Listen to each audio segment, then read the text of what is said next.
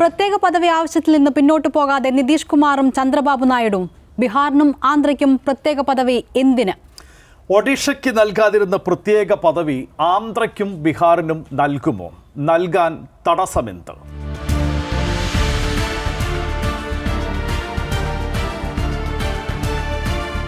ബി.ജെ.പിക്ക് ഇത്തവണ സ്വന്തം നിലയ്ക്ക് കേവല ഭൂരിപക്ഷമില്ല. ആന്ധ്രയിലെ ചന്ദ്രബാബു നായിഡുവിൻ്റെയും അതുപോലെ തന്നെ ബീഹാറിലെ നിതീഷ് കുമാറിൻ്റെയും ഒരു കനിവിലാണ് ഈ സർക്കാർ പോകുന്നത്. ഘടകകക്ഷികൾക്ക് കൂടുതൽ അധികാരം അല്ലെങ്കിൽ ഒരു പവർ ലഭിച്ചതോടുകൂടി തന്നെ വലിയ ആവശ്യങ്ങളുമായി ഇവർ മുന്നോട്ട് വരികയാണ്. ഈ രണ്ട് പാർട്ടികളും TDPയും അതുപോലെ JDUവും കേന്ദ്രമന്ത്രി എന്ന മന്ത്രിസഭയിലെ അംഗത്വം എന്നതിനപ്പുറത്തോട്ട് ഉന്നയിക്കുന്ന പ്രധാനപ്പെട്ട ആവശ്യമാണ് ഈ സംസ്ഥാനങ്ങൾക്ക് ആന്ധ്രയ്ക്കും ബീഹാറിനും പ്രത്യേക പദവി എന്നുള്ളത്. അതായത് സ്പെഷ്യൽ കാറ്റഗറി സ്റ്റാറ്റസ്. എല്ലാ സംസ്ഥാനങ്ങൾക്കും തുല്യ പ്രാധാന്യമല്ലേ എന്ന് നമ്മൾ പൊതുവിൽ പറയും. പക്ഷേ ആ സാഹചര്യത്തിൽ എന്തുകൊണ്ടാണ് ഇങ്ങനെ ഒരു സ്പെഷ്യൽ കാറ്റഗറി എന്ന് സ്വാഭാവികമായും ആളുകൾക്ക് സംശയവും വരും. 1969 അന്നത്തെ 5ാം ധനകാര്യ കമ്മീഷനാണ് ഇത്തരത്തിലൊരു നിർദ്ദേശം സംസ്ഥാനങ്ങൾക്ക് പ്രത്യേക കാറ്റഗറി എന്ന സ്റ്റാറ്റസ് എന്ന നിലയിലുള്ള ഒരു നിർദ്ദേശം മുന്നോട്ട് വെച്ചത്. അതിന് പ്രധാനമായും വികസനം ഉൾപ്പെടെയുള്ള കാര്യങ്ങളാണ് ചൂണ്ടിക്കാട്ടിയത്. അവർ പ്രധാനമായും അതിൽ ഏറ്റവും പ്രധാനപ്പെട്ട കാര്യം സാമ്പത്തികമായ സംസ്ഥാനങ്ങളുടെ പിന്നോക്കാവസ്ഥയാണ്.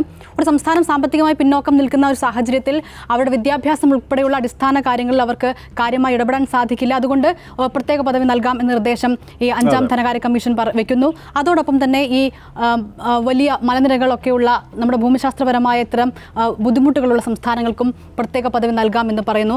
അടിസ്ഥാനപരമായി വികസനം സംസ്ഥാനങ്ങളെ മറ്റ് സംസ്ഥാനങ്ങളുമായി ബന്ധപ്പെട്ട് കൂടുതൽ മെച്ചപ്പെട്ട വികസനം ഉണ്ടാക്കാൻ അവരെ സഹായിക്കുക എന്ന് തന്നെയാണ് ഈ പ്രത്യേക പദവി കൊണ്ട് ഉദ്ദേശിക്കുന്നത്. ഇക്കാരണം കൊണ്ടാണ് വടക്ക് കിഴക്കൻ സംസ്ഥാനങ്ങൾക്കും ജമ്മു കശ്മീരിനും ഹിമാചൽ പ്രദേശിനും ഉത്തരാഖണ്ഡിനുമെല്ലാം ഈ രീതിയിൽ പ്രത്യേക പദവി നൽകിയിട്ടുള്ളത്. ആ രീതിയിലൊരു സ്പെഷ്യൽ സ്റ്റാറ്റസ് വേണമെന്നാണ് ഇപ്പോൾ ആന്ധ്രയും ബീഹാറും പറയുന്നത്. അതെ, ദില്ലിനെ പറഞ്ഞതിൽ നിന്ന് തന്നെ ഇപ്പോൾ പ്രത്യേക പദവി എന്തിന് ഒരു സ്റ്റേറ്റിന് നൽകണം, അതല്ലെങ്കിൽ പ്രത്യേക പദവി നൽകേണ്ട സ്റ്റേറ്റുകളുടെ ഒരു പൊതു സ്വഭാവം എന്തായിരിക്കണം എന്നുള്ളതിൻ്റെ ഒരു മാനദണ്ഡം ദില്ലിനെ പറഞ്ഞതിൽ നിന്ന് തന്നെ എനിക്ക് തോന്നുന്നു പ്രേക്ഷകർക്ക് മനസ്സിലായിട്ടുണ്ടാവുമെന്നാണ്. ഇപ്പോൾ 2-3 ദിവസങ്ങളായിട്ടിപ്പോൾ നിതീഷും ചന്ദ്രബാബു നായിഡുവും ഈ ഒരു ഡിമാൻഡ് മുന്നോട്ട് വെച്ച ഘട്ടം മുതൽക്ക് പലരും ചോദിക്കുന്നുണ്ട്, എന്താണ് ഈ പ്രത്യേക പദവി? എല്ലാ സ്റ്റേറ്റുകൾക്കും ഒരു തുല്യ പരിഗണനയും പ്രാധാന്യവുമല്ലേ നൽകേണ്ടത്? അപ്പോൾ പ്രത്യേക പദവി എന്നതുകൊണ്ട് ഉദ്ദേശിക്കുന്നത് എന്താണെന്നുള്ളത്, ഇപ്പോൾ ഈ കേന്ദ്രത്തിന് ലഭിക്കുന്ന ഒരു മൊത്തം വരുമാനമുണ്ടല്ലോ, ഈ വരുമാനമാണല്ലോ സ്റ്റേറ്റുകൾക്ക് ഇങ്ങനെ വീതിച്ച് നൽകുന്നത്. അതിൽ പ്രത്യേക പദവിയുള്ള സംസ്ഥാനങ്ങൾക്ക് കൂടുതൽ പരിഗണനകളുണ്ട്. അത് പ്രധാനമായിട്ടും 3 പരിഗണനകൾ ആണ്. ഒന്ന് ഈ കൂടുതൽ വിഹിതം തന്നെയാണ്. അതായത് ഇപ്പോൾ പ്രത്യേക പദവി എന്ന് പറയുന്ന ഒരു പൊസിഷനിൽ എത്തി നിൽക്കുന്ന സ്റ്റേറ്റുകൾക്ക് കൂടുതൽ വിഹിതം കൊടുക്കുക എന്നുള്ളതാണ്. അതായത് മൊത്തം വരുമാനം സ്റ്റേറ്റുകൾക്ക് വീതിച്ചു കൊടുക്കുമ്പോൾ അതിൽ നിന്നും കൂടുതൽ വിഹിതം ഈ പ്രത്യേക പദവിയുള്ള സംസ്ഥാനങ്ങൾക്ക് കൂടുതൽ വിഹിതം നൽകും. ഓരോ സ്റ്റേറ്റിനും നൽകുന്ന വിഹിതത്തിൽ നിന്നും കൂടുതൽ വിഹിതം നൽകുക എന്നുള്ളതാണ്. രണ്ടാമത്തേത് ഈ കേന്ദ്ര പദ്ധതികൾ നടപ്പാക്കുമ്പോൾ നമുക്കറിയാം, ഇപ്പോൾ ഒരു സ്റ്റേറ്റിൽ സംസ്ഥാനത്തിൻ്റെ പദ്ധതിയും ഉണ്ടാവും, കേന്ദ്രത്തിൻ്റെ പദ്ധതിയും ഉണ്ടാവും. കേന്ദ്ര പദ്ധതി നടപ്പാക്കുമ്പോൾ അതിൽ കേന്ദ്രവിഹിതം ഇത്ര ശതമാനം തുക കേന്ദ്രം നൽകേണ്ടതുണ്ട് സ്റ്റേറ്റിന്. അപ്പോൾ സാധാരണ നിലയിൽ 70% തുകയാണ് കേന്ദ്രവിഹിതമായിട്ട് നൽകുക. പക്ഷേ പ്രത്യേക പദവിയിൽ ഉൾപ്പെടുത്തിയിട്ടുള്ള ഒരു സ്റ്റേറ്റിന് 90%, ആ പദ്ധതിയുടെ എത്രയാണോ എസ്റ്റിമേറ്റ് ചെയ്തിട്ടുള്ള തുക അതിൻ്റെ 90% തുക കേന്ദ്ര സർക്കാർ നൽകും. അപ്പോൾ ഇത് രണ്ടുമാണ് ഏറ്റവും പ്രധാനപ്പെട്ട പരിഗണിക്കപ്പെടുന്ന 2 കാര്യങ്ങൾ. മൂന്നാമത്തേത്, ഇപ്പോൾ ഈ പ്രത്യേക വ്യവസായ മേഖലകൾ ഉണ്ടാകും ഓരോ സ്റ്റേറ്റിലും. ഈ പ്രത്യേക വ്യവസായ മേഖലകൾക്കും കേന്ദ്രത്തിൻ്റെതായിട്ടുള്ള കൂടുതൽ സഹായം ഈ പ്രത്യേക പദവിയിലുള്ള സംസ്ഥാനങ്ങൾക്ക് നൽകും എന്നുള്ളതാണ്. മാത്രമല്ല അതിന് നികുതി ഇളവുമുണ്ട്. ഇപ്പോൾ കോർപ്പറേറ്റ് നികുതി, അതുപോലെ കസ്റ്റംസ് തീരുവ, എക്സൈസ് തീരുവ, ഇതിലെല്ലാം വലിയ തോതിലുള്ള ഇളവുകൾ നൽകും. അതുകൊണ്ടാണ് ഈ പ്രത്യേക പദവി കിട്ടാൻ വേണ്ടി ഇപ്പോൾ ആന്ധ്രയായാലും ബീഹാർ ആയാലും ഒക്കെ വാശി പിടിക്കുന്നതും ഇതൊരു പ്രധാന ആവശ്യമായിട്ട് ഈ ഘട്ടത്തിൽ ഉയർന്നു വരുന്നതും. 1ാം മോദി സർക്കാരിൻ്റെ കാലത്താണ് ഈ പ്രത്യേക പദവി സംസ്ഥാനങ്ങൾക്ക് നൽകുന്ന ഈ രീതി അവസാനിപ്പിക്കുന്നത്. 14ാം ധനകാര്യ കമ്മീഷന്റെ നിർദ്ദേശപ്രകാരമാണ്. അതിനവർ പ്രധാനമായും ചെയ്തിരിക്കുന്നത് ഈ നികുതി വിഹിതം, സംസ്ഥാനങ്ങൾക്ക് നൽകുന്ന നികുതി വിഹിതം 10% വർദ്ധിപ്പിക്കാനുള്ള ഒരു ശുപാർശ 14ാം ധനകാര്യ കമ്മീഷൻ നടത്തുന്നു. അങ്ങനെ 32-ൽ നിന്ന് 42% ഈ സംസ്ഥാനങ്ങൾക്കുള്ള വിഹിതം പോകുന്നു. ആ രീതിയിൽ സാമ്പത്തികമായി എല്ലാവർക്കും മെച്ചപ്പെട്ട ഒരു സാഹചര്യം ഉണ്ടാകും എന്ന വിലയിരുത്തലിൽ ഇത് നൽകേണ്ട എന്ന ഒരു നിലപാട് 1ാം മോദി സർക്കാരിൻ്റെ കാലത്ത് വരുന്നു. ഈ ആന്ധ്രാപ്രദേശിന് പ്രത്യേക സാഹചര്യം നമ്മുടെയൊക്കെ ഓർമ്മയിലാണ് ആന്ധ്ര വിഭജനം ഉണ്ടാകുന്നത്. 2014 സംയുക്ത ആന്ധ്രയുടെ തലസ്ഥാനമായിരുന്നു ഹൈദരാബാദ്. അതൊരു വലിയ ഒരു IT ഹബ്ബായിരുന്നു. സാമ്പത്തികമായി രാജ്യത്തെ തന്നെ വലിയ പ്രധാനപ്പെട്ട ഒരു നഗരമായിരുന്നു. പക്ഷേ ഈ വിഭജനത്തോടു കൂടി ഇത് തെലങ്കാനയുടെ ഭാഗമായി ഹൈദരാബാദ് പോവുകയും ഈ ആന്ധ്ര വരുന്ന ഭാഗം സാമ്പത്തികമായി വലിയ പിന്നോക്കാവസ്ഥയിൽ നിൽക്കുന്ന ഒരു സാഹചര്യം ഉണ്ടാവുകയും ചെയ്യുന്നു. അന്ന് ഈ ആന്ധ്രാപ്രദേശ് വിഭജനത്തെ എതിർത്തത് പ്രധാനമായും വലിയ പ്രക്ഷോഭങ്ങൾ നടത്തിയത് ജഗൻമോഹൻ റെഡ്ഡി ആയിരുന്നെങ്കിൽ പോലും TDPയും ചന്ദ്രബാബു നായിഡുവും ഈ വിഭജനത്തിനെതിരെ തെലങ്കാന രൂപീകരിക്കുന്നതിനെതിരെ ശക്തമായി രംഗത്ത് വന്ന ആളാണ്. ഈ രീതിയിൽ ഒരു വിഭജനം നടന്നതോടുകൂടി സംഭവിച്ചത് ഈ സോഫ്റ്റ്വെയർ കയറ്റുമതിയിലടക്കം ഹൈദരാബാദിൽ നിന്ന് ലഭിച്ചുകൊണ്ടിരുന്ന 57,000 കോടി രൂപ അത് നഷ്ടമാവുകയാണ് ചെയ്തത്. പ്രതിശിഷ്ട വരുമാനം ഇതിന് ശേഷം തെലങ്കാനയിൽ 14,411 രൂപയായിരുന്നെങ്കിൽ ആന്ധ്രയിൽ അത് 8,500 രൂപ. ആ രീതിയിൽ സാമ്പത്തികമായി പുതിയ ആന്ധ്രാപ്രദേശ് ഏറെ പിന്നിൽ പോവുകയും തെലങ്കാന മുന്നോട്ട് വരികയും ചെയ്തു. ഈ ഒരു സാഹചര്യത്തിലാണ് പ്രത്യേക പദവി വേണം എന്ന രീതിയിലുള്ള ആവശ്യം. സംസ്ഥാന രൂപീകരണം തടയാൻ പറ്റാത്ത സാഹചര്യത്തിൽ എങ്കിൽ പ്രത്യേക പദവി സംസ്ഥാന സ്റ്റാറ്റസ് വേണം എന്ന ഒരു ആവശ്യം വരുന്നു. അന്ന് സർക്കാർ ഉണ്ടായിരുന്ന രണ്ടാം UPA സർക്കാർ അത് അംഗീകരിക്കുന്നു. പക്ഷേ 2014 സംഭവിക്കുന്നത് രാഷ്ട്രീയമായി കോൺഗ്രസ് അധികാരത്തിൽ നിന്ന് പോവുകയും BJP അധികാരത്തിൽ വരികയും പിന്നീട് ഈ വാഗ്ദാനം അതിനുശേഷം ഇത്രയും വർഷമായി ആ വാഗ്ദാനം പാലിക്കാതിരിക്കപ്പെടുന്ന ഒരു സാഹചര്യവും. നമ്മളിവിടെ ഓർക്കേണ്ട ഒരു കാര്യം ദില്ല കൃത്യമായിട്ട് ഓർക്കുന്നുണ്ടായിരിക്കും. ആദ്യം മോദി സർക്കാരിൻ്റെ ഭാഗമായിരുന്നല്ലോ ഇപ്പോൾ തെലുങ്കുദേശം പാർട്ടി എന്ന് പറയുന്നത്. അന്ന് നായിഡു മുഖ്യമന്ത്രിയാണ്.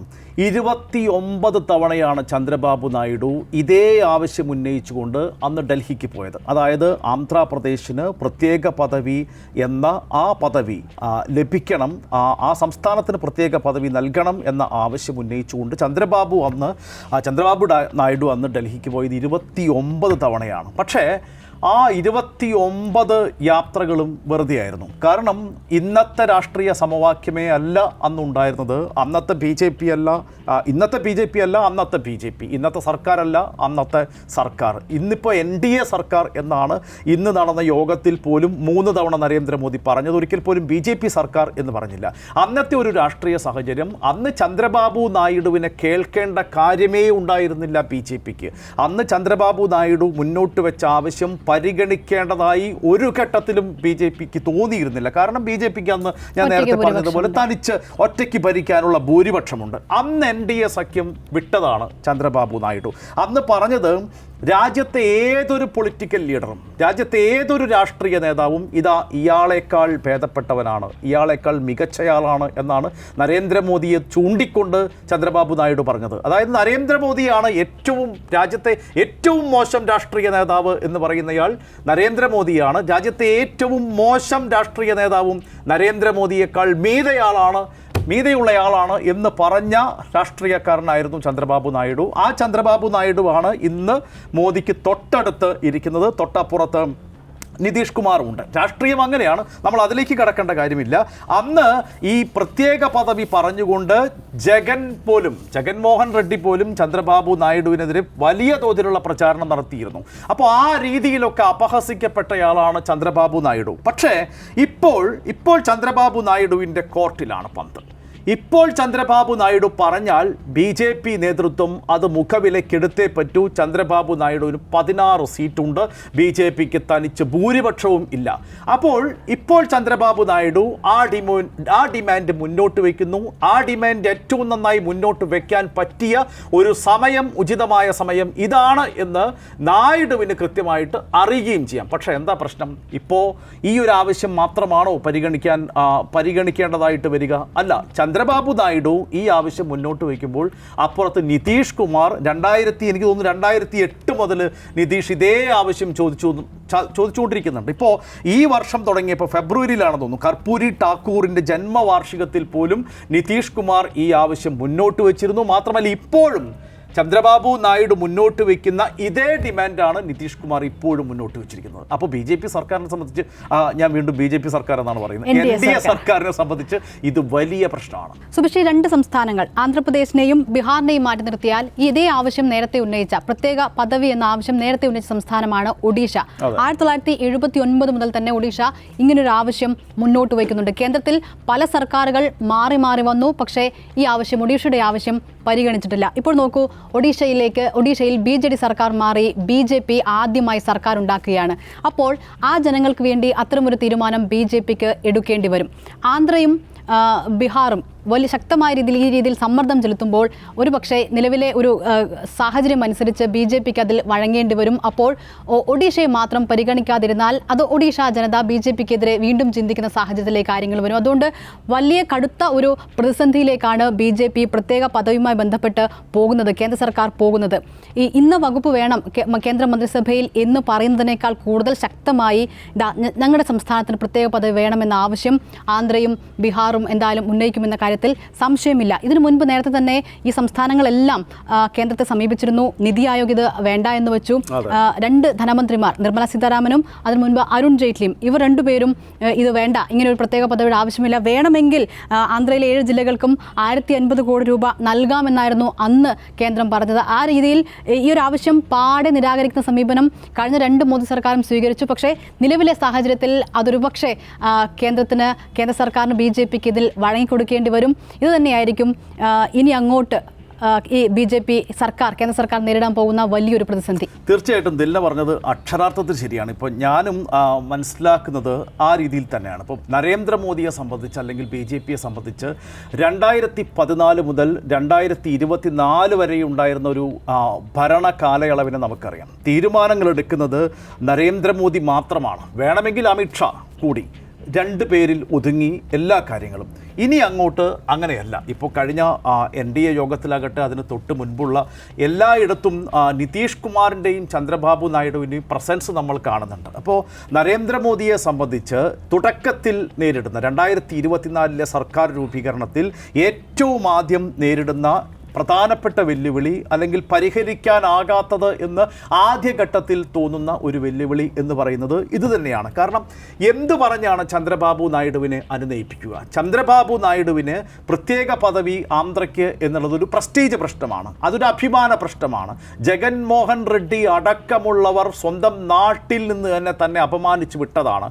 അപ്പോൾ ആ അപമാനത്തിനും തനിക്ക് ഏൽക്കേണ്ടി വന്ന ആ അവഹേളനങ്ങൾക്കും ഒക്കെയുള്ള മറുപടി ആന്ധ്രയിൽ ചന്ദ്രബാബു നായിഡുവിന് പറയേണ്ടതുണ്ട്, നൽകേണ്ടതുണ്ട്. അതിന് ഇപ്പോഴാണ് അവസരം. അപ്പോൾ ഇത് ഇപ്പോൾ നിഷേധിക്കപ്പെട്ടാൽ, അതല്ലെങ്കിൽ NDA ഗവൺമെൻറ് അല്ലെങ്കിൽ നരേന്ദ്രമോദി പ്രത്യേക പദവി നൽകില്ല എന്ന രീതിയിലുള്ളൊരു മറുപടി ചന്ദ്രബാബു നായിഡുവിന് നൽകിയാൽ ആ തക്കം, ആ പറയുന്ന ആ ഒരു നിമിഷമുണ്ടല്ലോ, അത് കാത്തിരിക്കുകയാണ് അപ്പുറത്ത് ഇന്ത്യ സഖ്യം. കാരണം ഓൾറെഡി ഇന്ത്യ സഖ്യത്തിൻ്റെ പ്രകടന പത്രികയിൽ അതുണ്ടതില്ല. ആന്ധ്രാപ്രദേശിന് പ്രത്യേക പദവി നൽകും എന്നുള്ള വാചകം ഇന്ത്യ സഖ്യത്തിൻ്റെ പ്രകടന പത്രികയിൽ ഉണ്ട്. കാരണം നേരത്തെ നമ്മൾ പറഞ്ഞു 16 സീറ്റ് TDPക്കുണ്ട്. അതിനാൽ തന്നെ ഇവിടെ പ്രത്യേക പദവി എന്ന ആവശ്യം നിരാകരിക്കപ്പെട്ടാൽ ഉറപ്പാണ് അത് അപ്പുറത്ത് നൽകാൻ അത് ഏറ്റവും ആദ്യം മുന്നോട്ട് വെച്ചത് ഇന്ത്യ സഖ്യവും ആണ്. അപ്പോൾ അവിടെ ഒരു മുതലെടുപ്പിൻ്റെ രാഷ്ട്രീയം ഉണ്ടാകും എന്ന് നമുക്കറിയാം. അവിടെ ഒരു രാഷ്ട്രീയ അസ്ഥിരതയെ അല്ലെങ്കിൽ ഭരണ അസ്ഥിരതയെ നരേന്ദ്രമോദി മുന്നിൽ കാണുന്നുണ്ട്. അതുകൊണ്ട് തന്നെയാണ് അത് മനസ്സിലാക്കിക്കൊണ്ട് തന്നെയാണ് ചന്ദ്രബാബു നായിഡു ഏറ്റവും പ്രധാന ആവശ്യമായി ഇത് മുന്നോട്ട് വെച്ചിട്ടുള്ളത്. നരേന്ദ്രമോദിയെ സംബന്ധിച്ച് നല്ല നാളുകൾ അല്ല തനിക്ക് വരാനിരിക്കുന്നത് എന്ന് ഏറ്റവും കൃത്യമായി അറിയാവുന്ന ഒരാൾ, ഏറ്റവും ആഴത്തിൽ അത് തിരിച്ചറിഞ്ഞിട്ടുള്ള, ഇന്ന് രാജ്യത്ത് ജീവിച്ചിരിക്കുന്ന ഒരാൾ, അത് നരേന്ദ്രമോദി തന്നെയാണ് എന്ന കാര്യത്തിൽ സംശയമില്ല. സൂക്ഷിച്ച് കൈകാര്യം ചെയ്തില്ലെങ്കിൽ ചന്ദ്രബാബു നായിഡുവും ഇപ്പോൾ നിതീഷ് കുമാറും മുന്നോട്ട് വെച്ചിട്ടുള്ള ആവശ്യത്തെ അല്ലെങ്കിൽ അവരുടെ ആവശ്യങ്ങളെ വേണ്ട രീതിയിൽ പരിഗണിച്ചില്ലെങ്കിൽ പണി പാലും വെള്ളത്തിൽ കിട്ടും, കൈ പൊള്ളും എന്ന് നന്നായിട്ടറിയാം. കാരണം കാര്യങ്ങൾ തീരുമാനിക്കുന്നത് പഴയതുപോലെ BJP സർക്കാർ അല്ല, NDA സർക്കാർ ആണ്. പഴയതുപോലെ അമിത്ഷായും നരേന്ദ്രമോദിയും മാത്രമല്ല, തീരുമാനങ്ങൾ എടുക്കുന്നതിൽ നിർണായകമായ പങ്കുവഹിക്കുന്നത് നിതീഷ് കുമാറും ചന്ദ്രബാബു നായിഡുവും കൂടിയാണ്.